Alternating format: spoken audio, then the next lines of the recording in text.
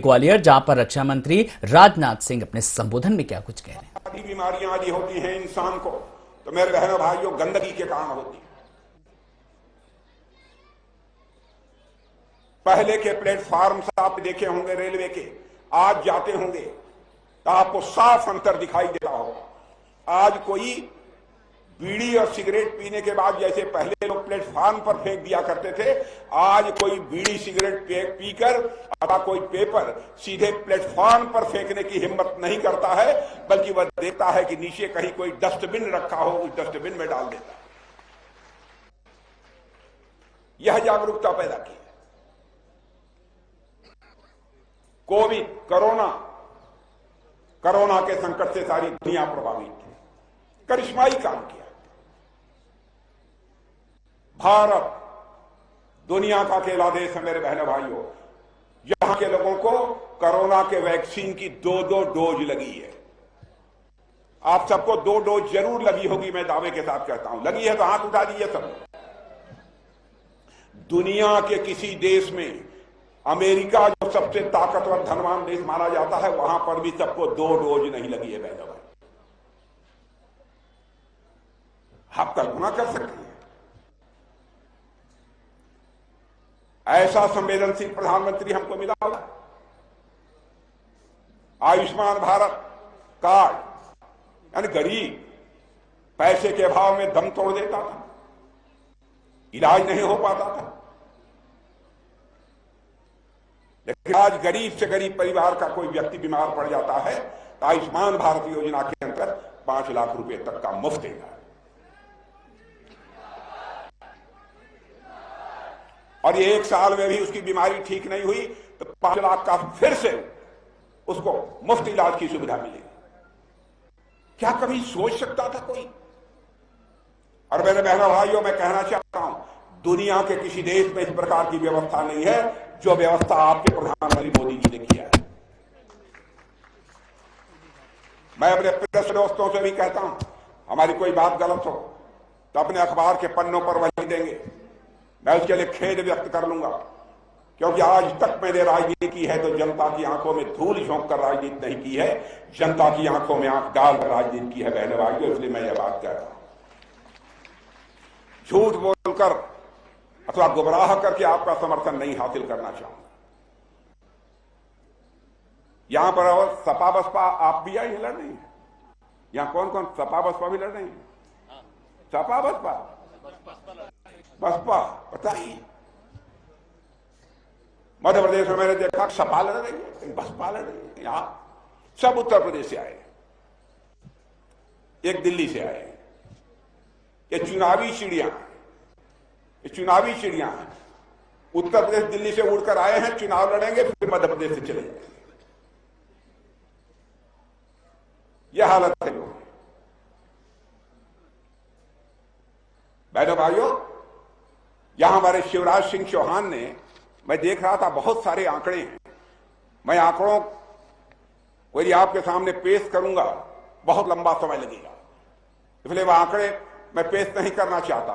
इतना ही कहना चाहता हूं बहनों भाइयों, जो मध्य प्रदेश 2003 के पहले बीमारू राज्य माना जाता था, आज वह मध्य प्रदेश भारत की ही नहीं दुनिया की नजरों में भी, दुनिया के पैमाने से भी अब बीमारू राज्य नहीं रहा, बल्कि मध्य प्रदेश एक विकासशील राज्य के रूप में तेजी के साथ आगे बढ़ रहा है।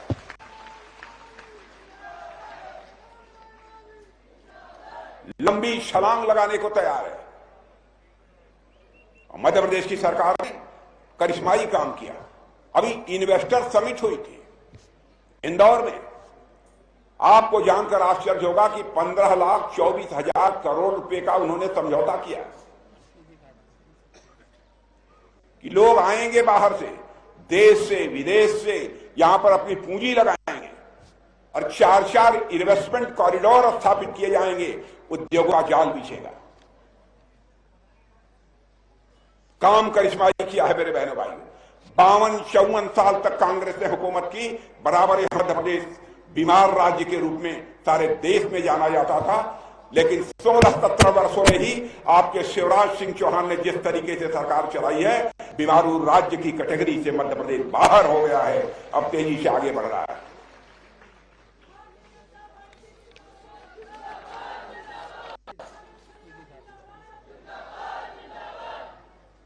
बहनों भाइयों, भारत का कद दुनिया में तेजी के साथ बढ़ा है। पहले भारत को मानते थे लोग, भारत गरीब देश है, भारत कमजोर देश है। आप यहां के लोग भी दुनिया के दूसरे देशों में रहते होंगे, आप जाकर अब आते होंगे, आपके बीच बतलाते होंगे 2014 के पहले का भारत और आज के भारत में क्या अंतर है। सारी दुनिया में भारत के बारे में बहनों भाइयों धारणा बदल गई है। मैं बार बार कहता हूं, 2014 के पहले भारत अंतर्राष्ट्रीय मंचों पर कुछ बोलता था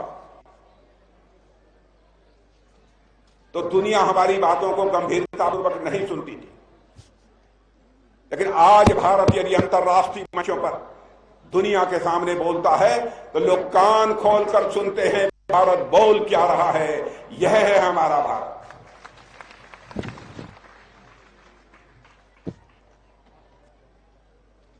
और बहनों भाइयों, इसीलिए मैं आप सबसे अपील करने आया हूं, आपका समर्थन, आपका आशीर्वाद प्राप्त होना चाहिए भारतीय जनता पार्टी को। भ्रष्टाचार,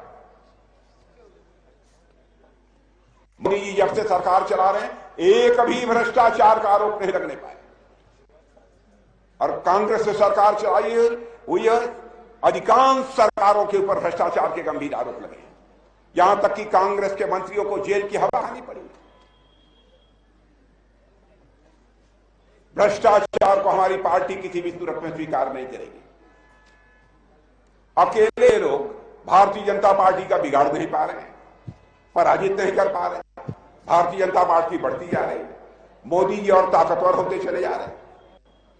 तो इन लोगों ने एक गठबंधन कर लिया है, सारे लोग मिलजुल कर इन्होंने इंडी अलायंस बना लिया। कहते हैं इंडी अलायंस, यह जो है इंडिया, बताइए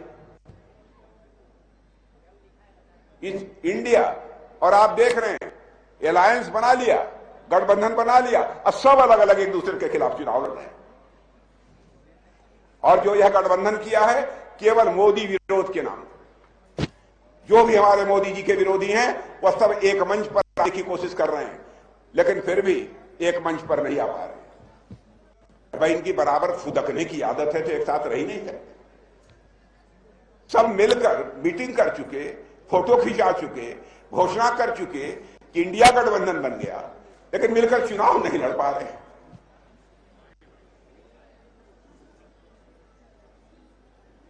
अजीबो गरीब बात है। राहुल जी यहां आए थे कि नहीं आए। वैसे हम लोगों का जहां गड़बड़ हो वहां यदि राहुल जी पहुंच जाते हैं तो हम भाजपा के लोगों पर थोड़ा बहुत कहें राहु केतु अभी रहता होगा तो राहु केतु हमारा कट जाता है।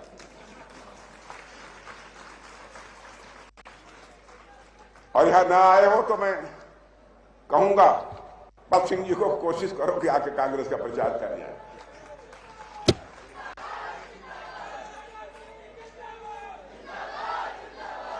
मेरे बहनों भाइयों,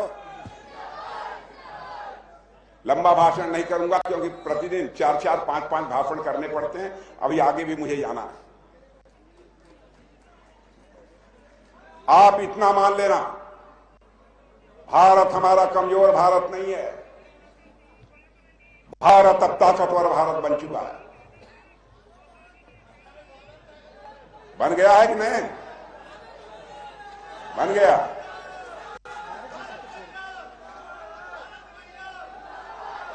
भारत अब ताकतवर भारत बन गया है।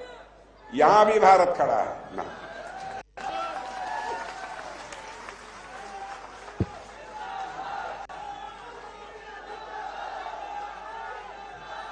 आप लोगों ने देखा होगा, आप लोगों ने देखा होगा, पहले आतंकवादी बड़ी संख्या में आते थे, जो होता था भारत की धरती पर आतंकवाद की बड़ी से बड़ी वारदातें करके लौट जाते थे। लेकिन मोदी जी की सरकार बनने के बाद आपने देखा होगा पुलवामा में एक बड़ी वारदात हुई, आतंकवादी आए, हमारे सुरक्षा के जवानों को जो कातलाना उन्होंने हमला किया। उसके बाद हमारे प्रधानमंत्री जी ने हम 2-3-4 लोगों की बैठक बुलाकर 10 मिनट के अंदर फैसला कर लिया।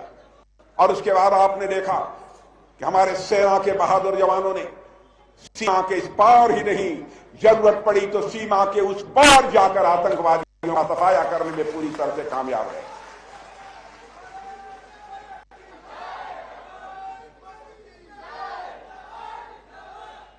बहनों भाइयों, अब तो हम चंद्रमा पर भी जा रहे हैं। चंद्रमा के दक्षिणी ध्रुव पर हमारा चंद्रयान लैंड कर चुका है। मालूम है कि नहीं? जश्न मनाया था उस दिन की नहीं? भारत चंद्रमा पर भी जा रहा है, मंगल ग्रह पर भी जा रहा है, सूर्य पर भी भारत जा रहा है।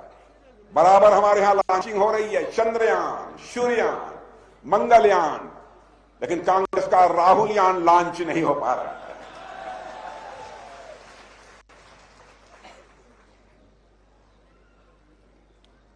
चलें? नहीं भाई भाइयों, आप लोग जिता दीजिए इनको, तो फिर कभी आप बुलाएंगे तो आ जाऊंगा।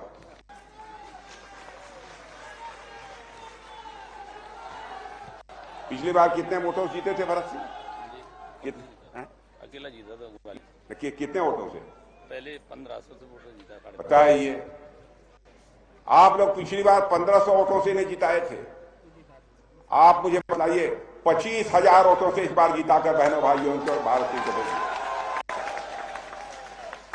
25,000 से नहीं जिता देंगे तो भारत सिंह कुशवाहा को मैं कहूंगा, भारत सिंह कुशवाहा एक बार लेकर जनता के सामने मुझे खुद आना।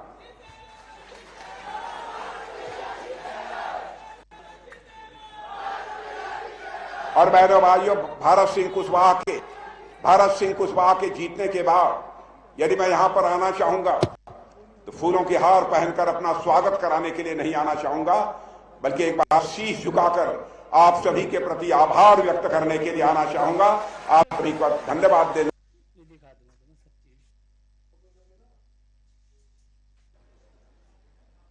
इसीलिए उन्होंने कहा कि हर घर में नल होगा, नल के माध्यम से जल पहुंचेगा। मैं समझता हूं यहां पर भी हो गया होगा।